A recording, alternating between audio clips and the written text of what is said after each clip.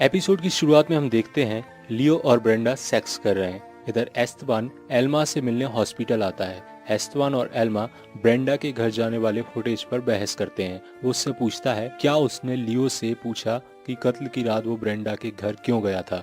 Elma कहती है मेरा पति बेहोश है, मैं 20 साल से उसके साथ हूँ और इतना जानती हूँ वो कातिल नहीं है।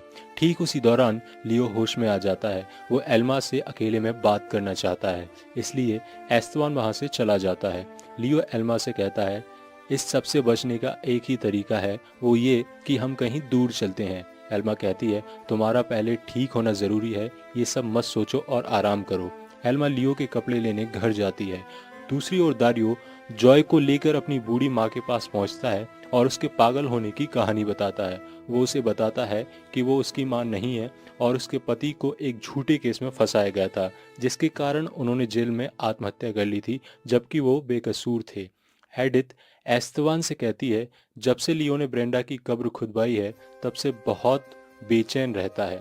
कार में घर जाते वक्त एल्मा लियो के बारे में सोच रही है। जब वो सो रही थी उस दौरान लियो बाहर से आया था।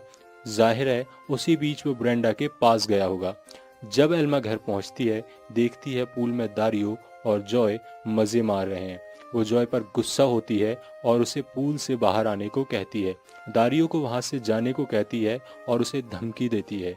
जॉय को कुछ समझ नहीं आता। वो अपनी माँ के खिलाफ दारियो के व्यक्तित्व की बड़ाई करती है और दारियो द्वारा हॉस्पिटल में सुनाई गई बात माँ के सामने दोहराती है और कहती है दारियो भला लड़का है। जब फॉरेंसिक ऑफिसर लुसिंडा के पति के केस के डॉक्यूमेंट लेके जा रहा होता है एस्तेबान के पास, उसी दौरान कोई उस पर हमला करता है और सारे कागज छीन ले जाता है। रात जब दारियो जॉय से मिलने आता है तब एल्मा उसे धमकी देती है। जॉय के बार बार पूछने पर कि उसकी माँ उसके बॉयफ्रेंड के साथ ऐसा क्यों कर रही है, दारियो बताता है कि हॉस्पिटल में जो कहानी उसने जॉय को सुनाई थी असल में वो उसकी माँ है, जो लियो की वजह से इस हालत में है। दारियो ने लियो के परिवार के साथ छल करके उसकी माँ के साथ इंसाफ किया है। ये सुनकर रोती बिलखती जॉय अंदर चली जाती है।